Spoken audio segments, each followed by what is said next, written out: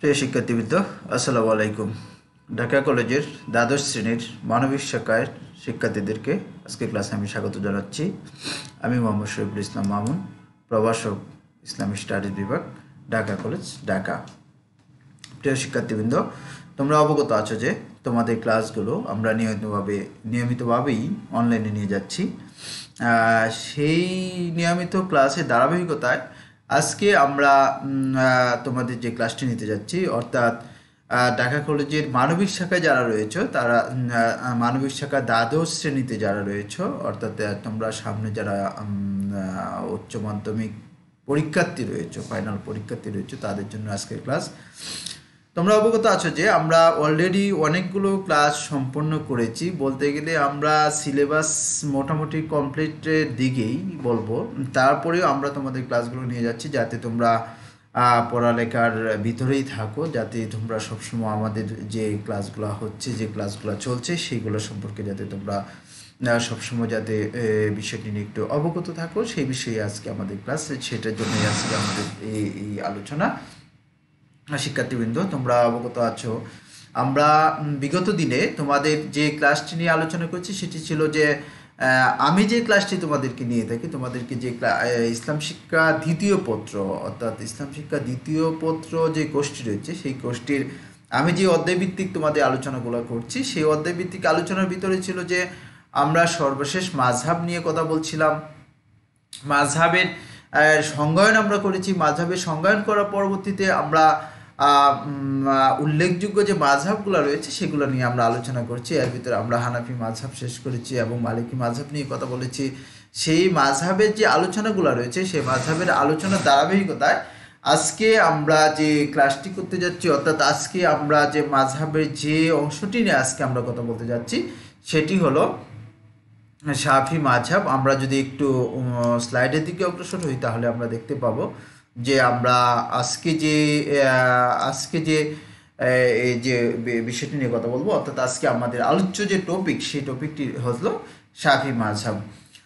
আমরা বিগত ক্লাসে আবার একটু রিকল করতে চাই। বিগত ক্লাসগুলো যদি আমরা রিকল করি তাহলে আমরা দেখতে পাবো যে আমরা বিগত ক্লাসে যেদিন আমরা মাযহাব নিয়ে কথা বলেছিলাম, সেদিন আমরা মাযহাবের যে বিষয়গুলো রয়েছে, মাযহাবের শাব্দিক অর্থগুলো রয়েছে, অর্থাৎ যে গুচ্ছ অথবা বিভিন্ন দল, বিভিন্ন গ্রুপ, বিভিন্ন উপদল, সে সম্পর্কে আমরা বলেছিলাম। অর্থাৎ অনুসরণ করার জন্য অথবা অনুকরণ করার জন্য যাকে আমরা ইমাম বলি, যাকে আমরা নেতা বলি, তাদেরকে অনুকরণের যে দলগুলো রয়েছে, যে গ্রুপগুলো রয়েছে, সেটি ছিল আমাদের মাযহাবের মূল উপজীব্য বিষয়। অর্থাৎ সেটিকে আমরা মাযহাব হিসাবে, যেটিকে আমরা যদি বাংলায় বিশ্লেষণ করতে যাই তাহলে দেখা যাবে যে দল, উপদল, গ্রুপ, যেটিকে আমরা ইংরেজিতে বলতে পারি, সেই বিষয়গুলো নিয়ে আমরা কথা বলেছিলাম। সেই ক্লাসের ধারাবাহিকতায় আমরা উল্লেখযোগ্য 4টি মাযহাব নিয়ে আমরা কথা বলবো। আমরা শুরুতেই বলেছিলাম যেদিন আমরা মাযহাব নিয়ে কথা বলছিলাম তাহলে আমরা হানাফি মাযহাব নিয়ে কথা বলেছি, আমরা মালিকি মাযহাব নিয়ে কথা বলেছি, আজকে আমরা শাফি মাযহাব নিয়ে কথা বলবো। তার শুরুতেই আমরা শাফি মাযহাব নিয়ে কথা বলার জন্য আমরা একটু স্লাইডের দিকে যদি আমরা একটু অগ্রসর হই, আমরা দেখতে পাবো, একটু খেয়াল করো, আমরা স্লাইডে প্রথমেই মাযহাবের যে পরিচিতির যে বিষয়গুলো রয়েছে, অর্থাৎ আমরা যে শাফি মাযহাব নিয়ে আজকে কথা বলতে যাচ্ছি সেটার পরিচিতি নিয়ে যদি আমরা কথা বলি, শুরুতেই আমরা বলতে পারতেছি এখানে যে আবু আবদুল্লাহ মোহাম্মদ ইবনে ইদ্রিস আল শাফি, ওনার পূর্ণাঙ্গ যে নামটি রয়েছে, এই নামটি হলো এরকম। আমরা যেটি তোমাদেরকে দেখাচ্ছি, সেই স্লাইডটি হলো স্লাইডের নামটি দেওয়া আছে।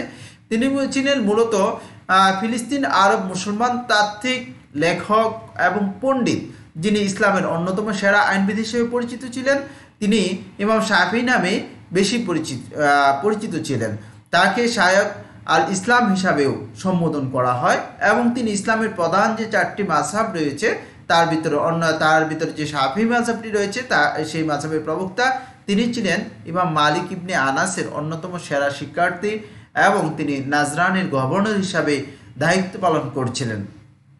আমরা যে পরিচিতিটি এখানে তুলে ধরলাম, সেই পরিচিতির ভিতরে ওনার যে ব্যক্তিগত পরিচয়টা, ওনার যে ব্যক্তিগত, অর্থাৎ এই মাযহাবের যিনি ইমাম অথবা নেতা, যাকে আমরা অনুসরণ করি। আর মাযহাবের সংজ্ঞায় আমরা আগেই বলেছিলাম যে আমরা যাকে বলবো, অর্থাৎ যারা এদেরকে অনুসরণ করবে, এই যে আমরা যে ব্যক্তির পরিচয় এখানে তুলে ধরলাম, ওনাকে যারা অনুসরণ করবে অথবা ওনার যে ওনার যে মত রয়েছে ধর্ম বিষয়ে, অথবা ওনার যে যে বিষয়াদি রয়েছে সেই বিষয়াদি যিনি অনুসরণ করবেন তাদেরকে আমরা সেই মাযহাবের অনুসারী অথবা ফলোয়ার হিসাবে এখানে আমরা যেটি আমরা অনুসারী বলি, যেহেতু আমরা যে মতামতের অনুসারী সেটিকে ইমাম শাফি রহমতুল্লাহ আলাইহিকে যারা অনুসরণ করবে তাদেরকে শাফি মাযহাবের অন্তর্ভুক্ত অথবা শাফি মাযহাবের অনুসারী হিসেবে বলা যাবে। আমরা যদি এই মাযহাব নিয়ে আরেকটু কথা বলতে যাই, মাযহাব শাফি রহমতুল্লাহ তিনি দুটি পর্যায়ে তার মাযহাব প্রবর্তনের কাজ সম্পন্ন করেন। 195 হিজরিতে জ্ঞান সাধনার খ্যাতি ও বিজ্ঞদের শীর্ষে আরোহণ করার পর তিনি হানাফি ও মালিকি মাযহাবের সমন্বয়ে ইরাকে একটি মাযহাব গড়ে তোলেন। এটি তার মাযহাব, এটি মূলত পুরানো মাযহাব। এরপর 198 হিজরিতে ইমাম শাফি মিশর গমন করেন। মিশরের জীবনযাত্রা, লোকদের জীবন দর্শন এবং চিন্তাধারার আলোকে তিনি তার মাযহাবের বেশ কিছু সময় পরিবর্তন নিয়ে আসেন। ফলে গড়ে ওঠে তার মাযহাবের জাদিদ, যেটাকে আমরা নতুন মাযহাব হিসেবে বলে থাকি। ইমাম শাফি রহমতুল্লাহ প্রতিষ্ঠিত মাযহাবের আইন কানুন খুব রক্ষণশীল ছিল। সেটা আমরা মূলত আলোচনা করব। তার যখন মাযহাবের যে বৈশিষ্ট্যগুলো রয়েছে, যখন আমরা বৈশিষ্ট্যগুলো দেখতে পাবো, সেখানে আমরা সেই বিষয়গুলো নিয়ে আলোচনা করব। তিনি কোন কোন বিষয়গুলোকে গুরুত্ব দিয়েছেন, তিনি কোন কোন বিষয়গুলোকে বলেছেন এগুলো দুর্বলভাবে দেখলেও চলবে, সেই বিষয়গুলো নিয়ে আমরা মাযহাবের বৈশিষ্ট্য আজকে আমরা আলোচনা এখানে রেখেছি, সেখানে আমরা কথা বলবো। যাই হোক, আমরা শাফি মাযহাবের যে মূল আলোচ্য যে বিষয়টি রয়েছে, সেই মূল আলোচ্য বিষয়টিতে আমরা এখানে দুইটি ভাগে ভাগ করে নিতে পারবো। একটি হলো তিনি হিজরি 195 সালে, যেটি উনি যে মতামতগুলো অথবা যে পাণ্ডিত্যগুলো অথবা তিনি যে তার যে মতবাদগুলোকে তার অনুসারীরা অনুসরণ করে, যারা শাফি মাযহাবের অন্তর্ভুক্ত, তারা যারা অনুসরণ করেন তাদেরকে প্রথম ধাপটি ছিল 195 হিজরি সালে, সেটা মূলত ইরাকে গড়ে উঠেছিল। তারপরে যেটাকে উনি বলেছেন যে সেটা হলো তার পুরাতন মতবাদ অথবা পুরাতন মাযহাব অথবা পুরাতন দল হিসেবে উল্লেখ করা যায়।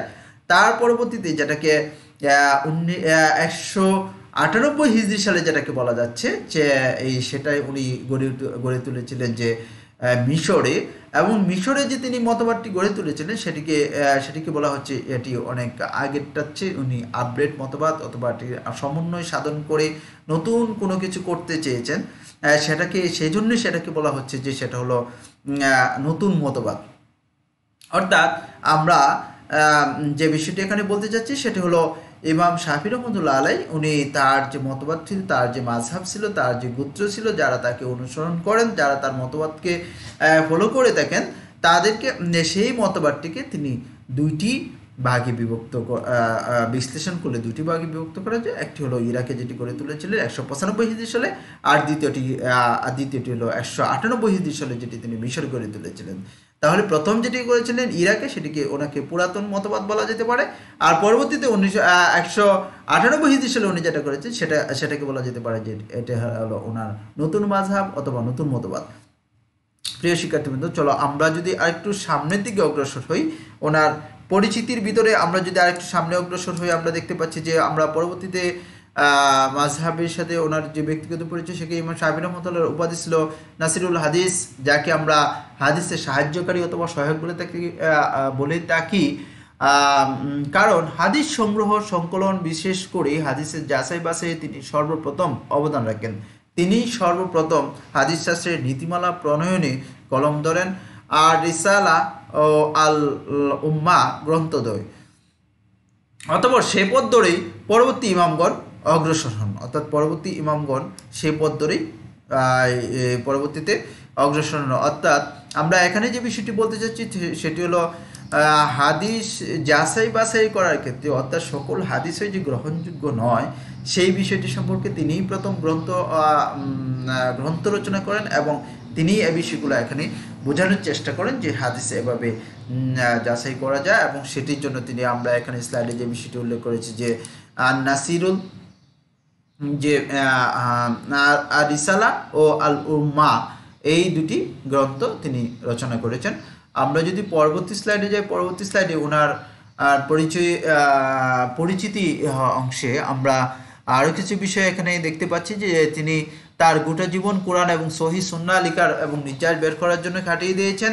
উম্মতে মুহাম্মদের নিকট পৌঁছে দিতে উৎসর্গ করেছেন। কোরআন ও হাদিসের গবেষণা, যাকে আমরা ইস্তিহাদ বলে থাকি, এই ক্ষেত্রে তার অবদান অনস্বীকার্য। তার সহি ও সঠিক গবেষণা এতই খ্যাতি অর্জন করে যে তাকে সমকালীন যুগে ফকিদের সর্দার বলা হয়। অর্থাৎ তার যে তিনি যে গবেষণা করেছেন, আমরা প্রথমেই বলেছি যে তিনি নাসিরুল হাদিস অথবা হাদিসের সাহায্যকারী আমরা বলতে পারি, হাদিসের সহযোগী আমরা বলতে পারি। অর্থাৎ তিনি হাদিসকে সংরক্ষণ করার জন্য, হাদিসকে যাচাই করার জন্য সবসময় চেষ্টা করেছেন। তার পরবর্তীতে আমরা যেটা বলতে পারি, আমরা ইস্তিহাদ যেগুলোকে বলি, অর্থাৎ আর এই যে ইস্তিহাদের যে ইস্যুটা রয়েছে সেটি তোমাদের জন্য আমি বলবো। সেই বিষয়টি নিয়ে কিন্তু আমরা ক্লাসের শুরুতেই অনেক কথা বলার চেষ্টা করেছি যে আমরা যখন ইজমা পড়েছি, আমরা যখন কিয়াস পড়েছি, আমি তোমাদের সেই ক্লাসটি নিয়েছি এবং সেখানে আমরা ইস্তিহাদের বিষয়গুলো নিয়েছি যে কোরআন এবং হাদিসের পরবর্তীতে আমরা যখন কোনো সমস্যার সম্মুখীন হই অথবা আমরা যখন কোনো কিছু নতুন কোনো উদ্ভাবন করার দিকে এগিয়ে যাই, তখন আমাদের দেখতে হয় যে আমাদেরকে সেটি কোরআন এবং হাদিসকে গবেষণা করার মাধ্যমে, কোরআন এবং হাদিসকে অধ্যয়নের মাধ্যমে এবং কোরআন এবং হাদিসকে স্টাডি করার মাধ্যমে আমরা সেখান থেকে ব্যাখ্যা বিশ্লেষণ করার মাধ্যমে যে ব্যাখ্যা বিশ্লেষণ করি সেটাকে আমরা ইস্তিহাদ বলে থাকি। আর সেই ইস্তিহাদের ভিতরে সবচেয়ে পাণ্ডিত্য যে ব্যক্তিটি অর্জন করেছেন সেটি হলেন ইমাম শাফি রহমতুল্লাহ আলাই, যার অনুসারীদেরকে বলা হয় শাফি মাযহাবের অনুসারী। আর সেই শাফি মাযহাব নিয়ে আজকে আমরা কথা বলছি। আর ইমাম শাফি রহমতুল্লাহ আলাই ছিলেন সেই সময়কার, অর্থাৎ সেই মতবাদটি যখন উনি দিয়েছিলেন, আমরা যে ইস্তেহাদের কথা বলছি, আমরা যে গবেষণার কথা বলছি, সেই গবেষণা লব্ধের যে পর্যায়টি ছিল, সেই পর্যায়ে তিনি ছিলেন অন্যতম একজন ব্যক্তি এবং সেটির মাধ্যমে তিনি প্রমাণ করতে পেরেছিলেন যে তাদেরকে বলা হয় যে সকল যে, অর্থাৎ আমরা শুরুতেই বলেছিলাম যে আমরা যখন কিয়াসিজমা পড়েছিলাম, আমরা ইস্তেহাদের সংজ্ঞা পড়েছিলাম এভাবে যে কোরআন এবং হাদিসের যে গবেষণা হয় তাকে ইস্তেহাদ বলে এবং যিনি গবেষণা করেন তাকে আমরা মুস্তাহিদ বলে থাকি। তার মানে আর ইমাম শাফি রহমতুল্লাহ আলাইহি ছিলেন সেই সময়কার যে মুস্তাহিদগণ ছিলেন, সেই মুস্তাহিদগণের সর্দার ওনাকে বলা হয়। অর্থাৎ সেই মুস্তাহিদগণের উনি ছিলেন নেতা, অর্থাৎ উনি একজন অনেক বড় পণ্ডিত ছিলেন, তাত্ত্বিক ছিলেন। সে বিষয়টি আমরা এখানে বারবার বোঝানোর চেষ্টা করছি এবং তোমাদেরকে বলছি। যাই হোক, এটা হচ্ছে আমাদের ইমাম শাফি রহমতুল্লাহ আলাই সম্পর্কে এবং ওনার মাযহাব সম্পর্কে যে একটা প্রাথমিক যে আমরা একটা পরিচিতি বলতে পারি, প্রাথমিক পর্যায়ে যে আমরা যে বিষয়টি একবারে না জানলেই নয়, বেসিক যে আইডেন্টিটি, সেটি আমরা এখানে বলার চেষ্টা করেছি। তোমরা আরও ডিটেলভাবে আলোচনা করে নিতে পারবে। তোমরা আরও পরে বিভিন্ন পুস্তকের মাধ্যমে, বিভিন্ন অনলাইন জার্নালে তোমরা যদি চাও আরও সবিস্তারে আলোচনা করতে পারবে। আমরা এখানে তার পরবর্তী যে আমরা এখানে বৈশিষ্ট্য রয়েছে, অর্থাৎ শাফি মাযহাবের যে বৈশিষ্ট্যগুলো রয়েছে, অর্থাৎ কোন কোন বিষয়গুলো লক্ষ্য করলে আমরা দেখতে পাবো, আমরা বুঝতে পাবো যে ওনারা শাফি মাযহাবের অনুসারী। অর্থাৎ শাফি মাযহাবের যে মতামতগুলো রয়েছে, তার মতামতগুলোকে আমরা কিভাবে প্রেজেন্ট করতে পারি, কিভাবে দেখতে পারি, এবং এইগুলা দেখলে আমরা বুঝতে পারবো যে এটা হলো একটা শাফি মাযহাবের বৈশিষ্ট্য। এর আগেও কিন্তু আগের ক্লাসগুলোতে কিন্তু আমরা হানাফি মাযহাবের বৈশিষ্ট্যগুলো একইভাবে বিশ্লেষণ করেছি, মালিকি মাযহাবের বৈশিষ্ট্যগুলোও একইভাবে আমরা বিশ্লেষণ করার চেষ্টা করেছি। আর আজকে ক্লাসের মাঝখানে আমি তোমাদেরকে আরেকটি কথা স্মরণ করিয়ে দিতে চাই। আমরা যে মাযহাবের কথা বলি, মাযহাব নিয়ে ইসলামী শরীয়তে ইসলাম যারা মুসলিম তাদের ভিতরে এই মাযহাবটি মূলত, আমরা যখন হানাফি মাযহাব নিয়ে কথা বলেছিলাম, আমরা যখন মালিকি মাযহাব নিয়ে কথা বলেছিলাম, আমরা তখন কিন্তু একটি যে এই মিডল ইস্টে এটা দেখা যায়, তারপরে আফ্রিকা মহাদেশে তাদের অনুসারে বেশি দেখা যায়, আমাদের এশিয়া মহাদেশে দক্ষিণ এশিয়ার ভিতরে আমরা এই মাযহাবের অনুসারে বেশি দেখতে পাই, ইত্যাদি ইত্যাদি কিন্তু আমরা বলেছি প্রত্যেকটা মাযহাবের আলোচনার ভিতরে। এবং সেই সাথে আমি প্রতিটি ক্লাসে এই কথাটি বলছি, আজকে আবার বলছি, সেটি হলো আমরা মাযহাব যে মাযহাবের অনুসারী হই না কেন, আমাদের প্রত্যেকটি মাযহাবের আমরা বৈশিষ্ট্য আলোচনা করছি, বৈশিষ্ট্যগুলো আলোচনা করি না কেন, সেখানে দেখা যাচ্ছে কি সবাই কিন্তু কোরআন এবং হাদিসকেই বেসিক ধরে তারপরে ব্যাখ্যা বিশ্লেষণ করছে। তার মানে আমাদেরকেও একটি বিষয় মনে রাখতে হবে সবসময়, আমাদের যে বেসিক বিষয় কোরআন এবং হাদিস, সেটিকে আমরা মানার পরে যদি কোনো বিষয় বিতর্কিত কোনো বিষয় আসে অথবা কোনো বিষয় নিয়ে আমাদের ভিতরে কন্ট্রাডিক্টরি কোনো আলোচনা হওয়ার সুযোগ থাকে, তাহলে আমাকে আগে বুঝতে হবে যে আমি কোরআন এবং হাদিস অনুসরণ করছি কি না। আমাকে খেয়াল করতে হবে, আমি আবার বলছি, আমাকে আগে কোরআন এবং হাদিস অনুসরণ করার পরে তারপরে বিতর্কিত ইস্যু নিয়ে আলোচনা করতে হবে।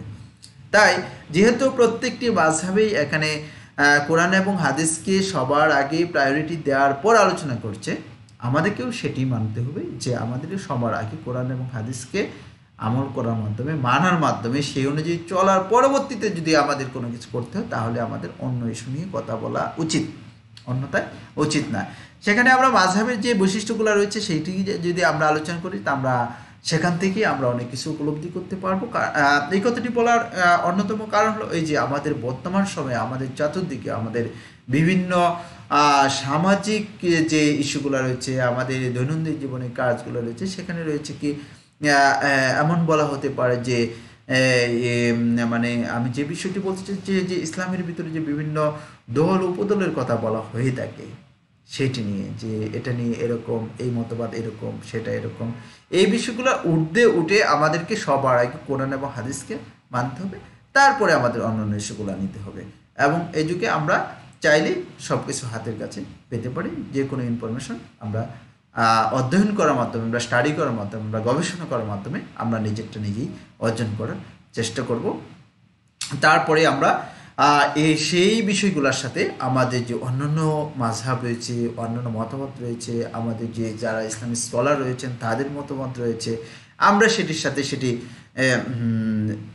সমন্বয় করে আমরা চেষ্টা করবো সেটির সাথে কতটুকু মিল আছে, কতটুকু অমিল আছে, সে বিষয়গুলো একটু জেনে নেয়ার। যাই হোক, আমরা এখন শাফি মাযহাবের যে বৈশিষ্ট্য রয়েছে, শাফি মাযহাবের বৈশিষ্ট্য নিয়ে আমরা কথা বলার চেষ্টা করবো। আমরা যদি পরবর্তী স্লাইডে চলে যাই, আমরা পরবর্তী স্লাইডে এখানে আমরা রেখেছি যে শাফি মাযহাবের যে বৈশিষ্ট্যগুলো রয়েছে, সেই শাফি মাযহাবের বৈশিষ্ট্য নিয়ে আমরা উল্লেখযোগ্য কয়েকটি বৈশিষ্ট্য নিয়ে আমরা এখানে কথা বলতে চাচ্ছি। আমরা প্রথমে যে বৈশিষ্ট্যগুলো এখানে রয়েছে সেটা হলো যে কোরআনের দলিলকে বাহ্যিকভাবে প্রয়োগ করেছেন। অর্থাৎ আমরা যদি শাফি মাযহাবের দিকে খেয়াল করি তাহলে দেখবে কোরআনের যে সুস্পষ্ট ভাষ্য রয়েছে, ভাষ্যকে দলিল হিসেবে গ্রহণ করে তা বাহ্যিকভাবেই প্রয়োগ করার চেষ্টা করা হয়েছে। অর্থাৎ এখানে যে বিষয়টি সেটি হলো যে বাহ্যিকতার যে বিষয়টি, তোমরা অবশ্যই জানো যে বাহ্যিকতা অর্থাৎ আমরা যে বিষয়গুলো সবসময় চোখের সামনে যেগুলো দেখতে পাই, অর্থাৎ আমরা যেটাকে আমরা বলি ইন্টারনাল এবং এক্সটার্নাল, আমরা এখানে বলতে পারি যে আমরা একটি বিষয় আমাদের ভিতরে ধারণ করা, যেটি আমাদেরকে ধর্মের সংজ্ঞায় যেটা আমরা বলে থাকি যে ধী ধাতু থেকে এসেছে, সেটি হলো ধারণ করা, বিশ্বাস করা, ইত্যাদি ইত্যাদি আমরা বলে থাকি। সেটা হলো আমাদের মানে ইন্টারনাল, যেটা অন্য কেউ দেখতে পাচ্ছে না। আর এটা হলো এখানে হলো আমরা যেটা বলতে চাচ্ছি সেটা হলো বাহ্যিকতা। তুমি একটা জিনিস তুমি মেনে নেওয়ার পরে কেউ যখন কথা বলবে সেই বিষয়গুলো নিয়ে, তখন আমি বললাম যে হ্যাঁ সেটা আমি মেনে নিয়েছি, কিন্তু মেনে নেওয়ার পরে আমি যখন কাজে রূপান্তর না করব সেই পর্যন্ত কিন্তু এটার বাহ্যিকতা প্রকাশ পাবে না। আর আমি যখন সেই অনুযায়ী কাজ করা শুরু করব তখন কিন্তু সেটা বোঝা যাবে, অন্য লোকজন দেখবে যে না এটা এরকম। আর সেটা হলো, আর এখানে যে বিষয়টা বলা হচ্ছে যে আমরা শাফি মাযহাবের যে বৈশিষ্ট্যগুলোর ভিতরে প্রথম যে বৈশিষ্ট্যগুলো নিয়ে এসে প্রথম যে বৈশিষ্ট্যের যে আমরা এখানে পয়েন্টটা ফাইন্ড আউট করেছি, সেটাতে কিন্তু আমরা বলছি যে শাফি মাযহাবে এখানে বলা হচ্ছে কি কোরআনের দলিলকে বাহ্যিকভাবে প্রয়োগ করেছেন। কোরআনের দলিলকে উনি আগে গ্রহণ করেছেন শাফি মাযহাবের যারা অনুসারী, এবং শাফি মাযহাবের যে ইমাম শাফি রহমতুল্লাহ আলাইকে আমরা যাকে নিয়ে আমরা এতক্ষণ আলোচনা করলাম, তিনি কোরআনের দলিলকে প্রথমে গ্রহণ করে সেটার যে প্রায়োগিক যে বিষয়টা আছে, তিনি যে এটাকে অ্যাপ্লাই করেছেন সেই অ্যাপ্লাইটা বাহ্যিকভাবে করেছেন, যেটাকে সবার চোখে পড়ে, সবাই যাতে দেখতে পায় সেরকমভাবে সেটাকে গ্রহণ করেছেন।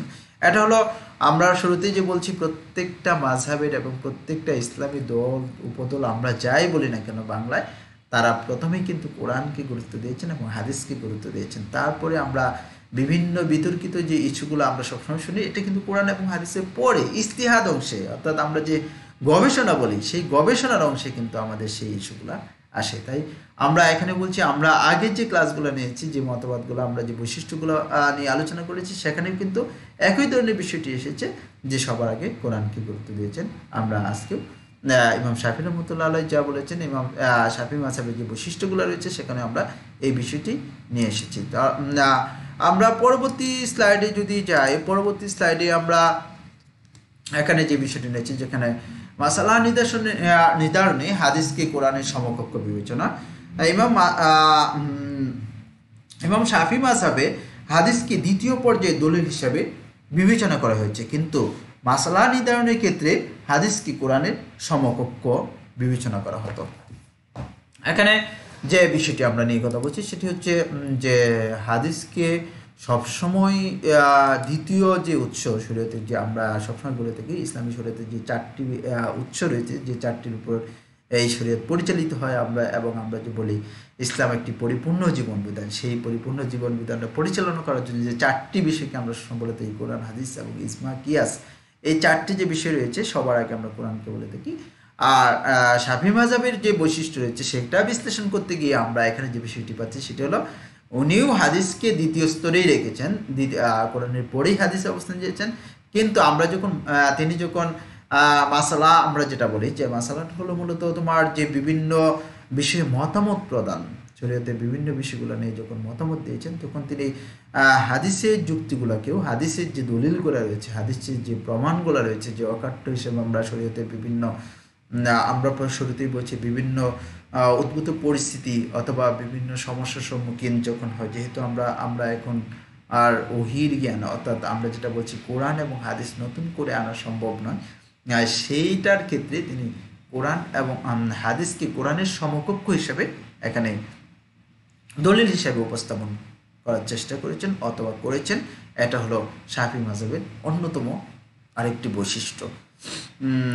তারপরে আমরা যদি পরবর্তী বৈশিষ্ট্যের দিকে অগ্রসর হই, আমরা পরবর্তী বৈশিষ্ট্যটা আমরা এখানে দেখতে পাচ্ছি যে হাদিসের দলিলের জন্য কোনো শর্তারোপ করা হয়নি, অর্থাৎ হাদিসের যে দলিলটি সেটি নিয়ে তিনি কোনো শর্তারোপ করেননি। ফিকে হাদিসকে দলিল হিসেবে গ্রহণ করার ব্যাপারে কোনো শর্তারোপ তিনি করেননি, অর্থাৎ হাদিসের উপর তার রাবি আমল করেছে কিনা কিংবা হাদিস মাশহুর কিনা তা বিবেচনা করা হয়নি। অর্থাৎ আমরা যখন হাদিসের বিভিন্ন প্রকারভেদে চলে যাই, হাদিসের দলিলগুলা, হাদিসের যে বিষয়াদি রয়েছে সেটি গ্রহণ করার জন্য, সেটি শরীয়তের বিভিন্ন জায়গায় আমরা যখন দলিল হিসাবে এগুলাকে উপস্থাপন করার চেষ্টা করি, সেই দলিল হিসেবে উপস্থাপন করার সময় আমরা চেষ্টা করি যে হাদিসটি মাশহুর কিনা, অর্থাৎ মাশহুর মানে আমরা যেটি বলি হাদিসের স্তর ভিত্তিক যে প্রকারভেদটা রয়েছে সেটি সর্বোচ্চ পর্যায়ের, অর্থাৎ প্রসিদ্ধ হাদিস কিনা।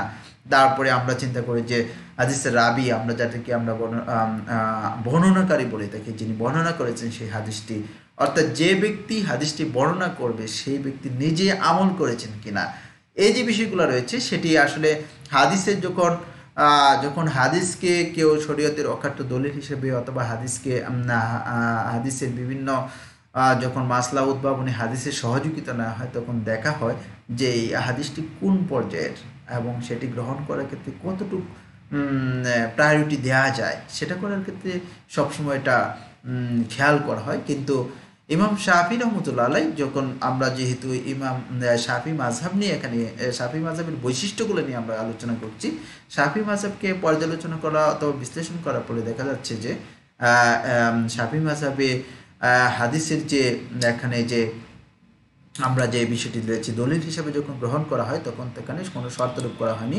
অর্থাৎ রাবি এটা নিজে আমল করেছেন কিনা অথবা এটি কোন পর্যায়ের হাদিস, এটার পরম্পরা ঠিক আছে কিনা, ওই বিষয়টির উপর শর্তারোপ করা হয়নি। অর্থাৎ তিনি বিনা শর্তে হাদিসকে দলিল হিসাবে গ্রহণ করেছেন শরীয়তের।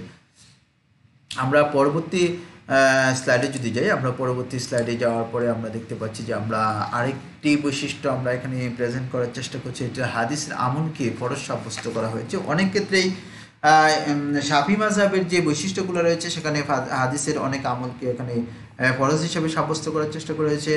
যেমন ওযুর ক্ষেত্রে শাফি মাযহাবের 6টি ফরজের কথা বলা হয়েছে এবং সেটি অবশ্যই হাদিসের বিষয় এবং হাদিসের আমলকে এখানে ফরজ হিসাবে সাব্যস্ত করার পরে আমরা দেখতে পাচ্ছি যে শাফি মাযহাবে যারা অনুসারী রয়েছেন, যারা শাফি মাযহাবকে অনুসরণ করেন, তারা কিন্তু অজুর ফরজ আমরা যে 4টি জেনে থাকি এবং জেনে আছি এবং 4টিকে অনুসরণ করি এবং 4টাই প্র্যাকটিস করি এবং 4টাই আমরা আমল করে যাচ্ছি। অজুর ফরজ 4টি, কিন্তু যারা শাফি মাযহাবের অনুসারী তারা কিন্তু অজুর ফরজ 6টি হিসাবে প্র্যাকটিস করে এবং 6টা হিসাবে তারা আমল করেন।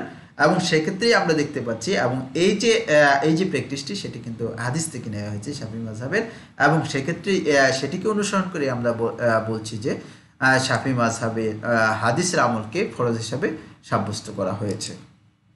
আমরা পরবর্তী স্লাইডে যদি যাই, পরবর্তী স্লাইডে আমরা দেখতে পাচ্ছি যে তাবিদের পরবর্তী কোনো ইজমাকে বৈধ মনে করা হয়নি। অর্থাৎ শাফি মাযহাবের যে বৈশিষ্ট্য রয়েছে সেখানে আমরা দেখতে পাচ্ছি যে তাবিদের যুগ পরবর্তী, অর্থাৎ আমরা জানি যে রাসূল সাল্লামের যুগের পরে খোলাফায়ে রাশিদিন ছিল, অর্থাৎ সাহাবিদের যুগ ছিল, সাহাবিদের যুগের পরে তাবিদের যুগ ছিল, তাবিদের যুগের পর তাবিদের যুগ ছিল।